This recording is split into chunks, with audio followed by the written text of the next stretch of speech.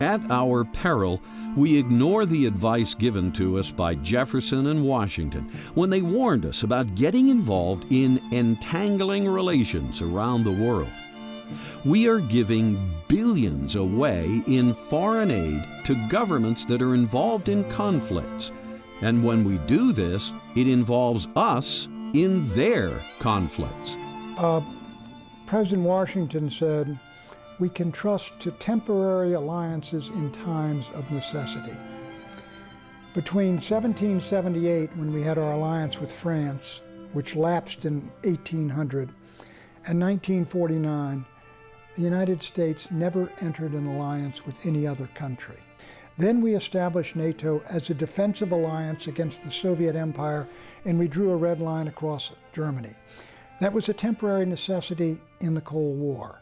When the Cold War ended, the United States should have reviewed all of its treaty commitments to Japan and Korea and Taiwan and Europe and all over the world, and abrogated or dissolved all the alliances that no longer serve the vital national interest of the United States. The Constitution doesn't give the federal government the right to form any alliances like that, where we give our sovereignty to these sort of supernatural national bodies. You know, now I basically say that there is no point for it. It's basically to expend our interventionism and to protect our empire. Because of the conflicts we have now become entangled in, we have over 800 military bases and outposts stationed in over 130 countries around the world. To maintain this infrastructure, we have to spend almost $500 billion a year. Some say $1 trillion a year when you factor in debt service and long-term medical care for veterans. We are facing imperial overstretch. That's what happened to the British Empire. And 10 years of war showed that the British Empire was overstretched, and it collapsed totally after World War II. The United States should simply shed these commitments to fight all over the world on behalf of nations which have nothing to do with the vital interest of the United States. In an attempt to optimize the world stage for capitalism in the name of spreading democracy, if America doesn't stand up for the cause of freedom, who will, Carl? We have, over the past 50 years, resorted to both overt and covert operations. The Bush Doctrine is open-ended.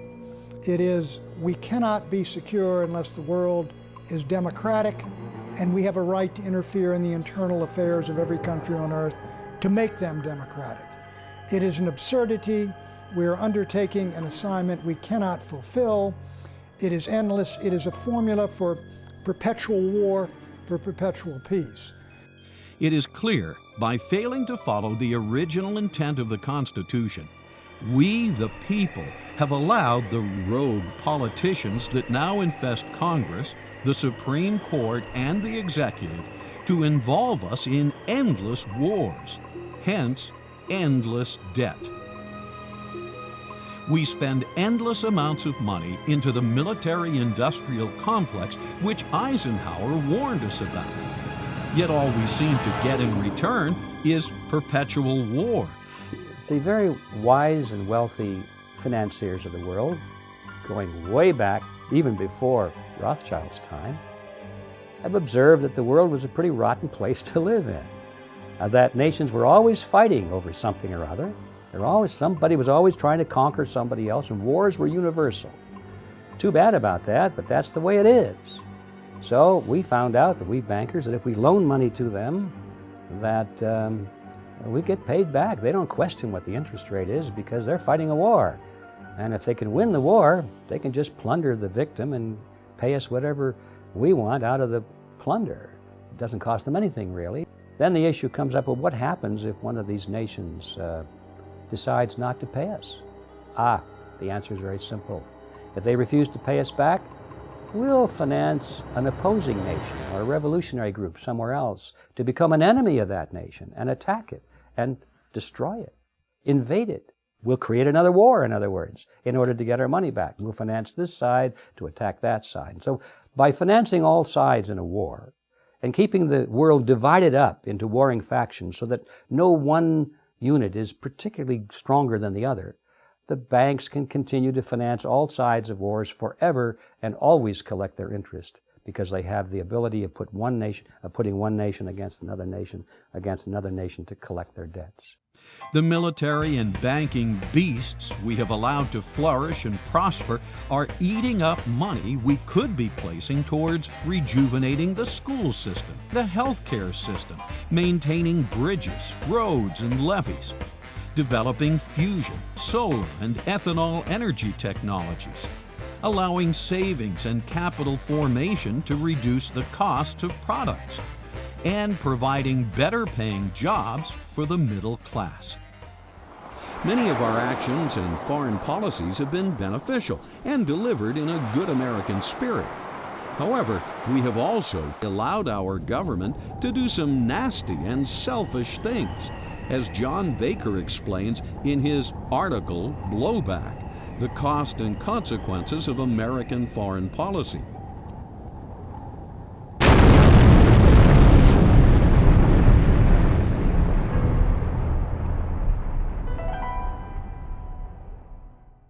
Blowback is a term whereby you take an action abroad, such as we overthrew the Mossadegh in 1953 in Iran, and blowback came when the Shah we installed was overthrown in 1979 by nationalistic forces, and we got a worse situation than we had.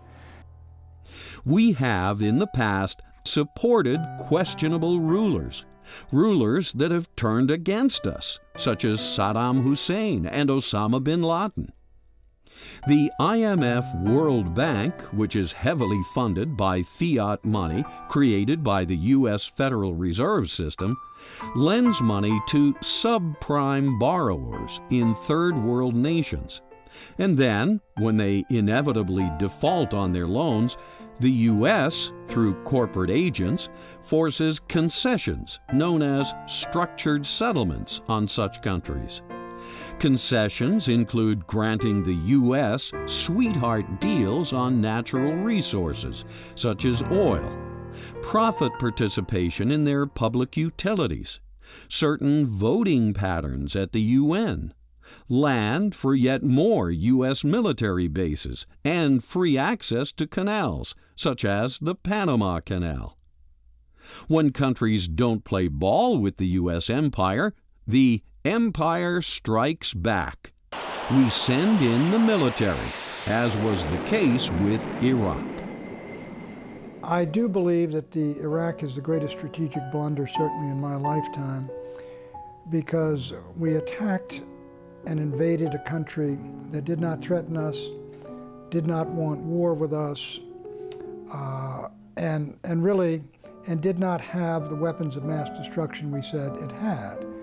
It was an utterly unnecessary war. It has cost 4,000 American dead, 33,000 wounded, $600–700 billion on the way to trillions of dollars. It has antagonized and alienated the entire Arab and Islamic world. I think it has helped to break the Bush presidency, and I can't think of any gain worthwhile that we have gotten as a consequence of this war. This war could be the beginning of the end of the United States as a superpower and as the lone superpower on earth. I have to say that most wars in our modern age, in my view, are unjust because they're being fought over reasons which are not honestly stated. They're being fought over hidden agendas. But we must keep in mind that there is a theoretical basis for a just defensive war. And in a defensive war, if somebody's trying to attack us and take over our country, truly do, not something that our political leaders have created this myth about, but really is truly happening, then we would gain by winning that war. Because if we didn't win it, we would lose our freedom. The mere fact that we are involved in so many unethical and entangling relationships the world over makes it inevitable that we will cause severe antagonism and perpetual war. Such antagonism has precipitated blowback in the form of attacks on our embassies, ships, and buildings. September 11, 2001 was the most dramatic example.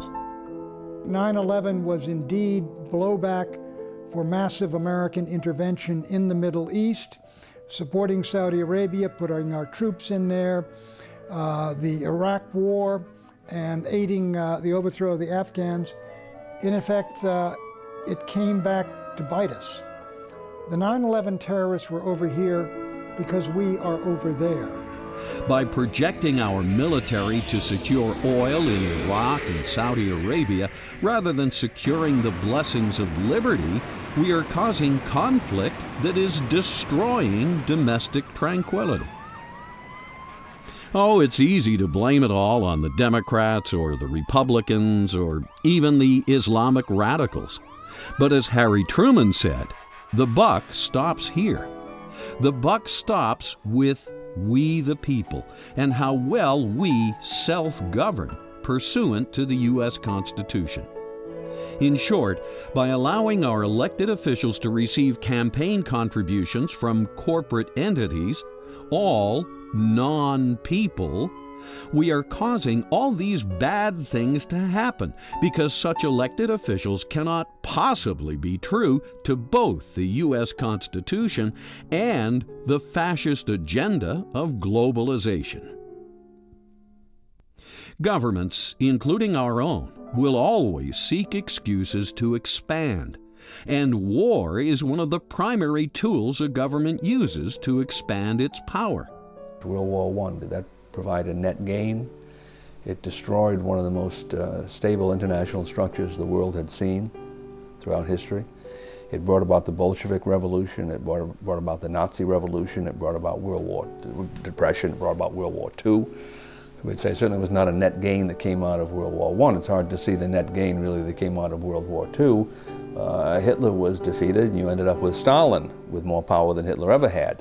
The Japanese were defeated, you end up with Mao Zedong in control of China. War is the health of the state, according to author Randolph Bourne. It's up to we the people to maintain our health by keeping our government under good control. We the people ordained and established the Constitution of the United States of America in order to ensure domestic tranquility, promote the general welfare, and secure the blessings of liberty to ourselves and our posterity. The United States is the greatest nation on earth. We have coexisted with monarchies, with despotisms, with dictatorships. We have been the most secure nation on earth, and we maintain our security by maintaining strong, powerful military forces to defend and protect us, and the will to fight in our vital national interests, and letting the world know that, and staying out of wars that are none of our business. That's how we survived in the 20th century as the one great power to enter the 20th century that left it still a great power. What happened to the British Empire, the French Empire, the Russian Empire, the Ottoman Empire, the Hohenzollern Empire, all the rest of them, the Japanese Empire, all smashed, all destroyed because they were overextended and they got into wars that carried them too far and were none of their business. That is where we're headed right now with these wars in Iraq and Afghanistan and plotting war on Iran and all the rest. It is not essential to our vital security, and we ought not to be doing it.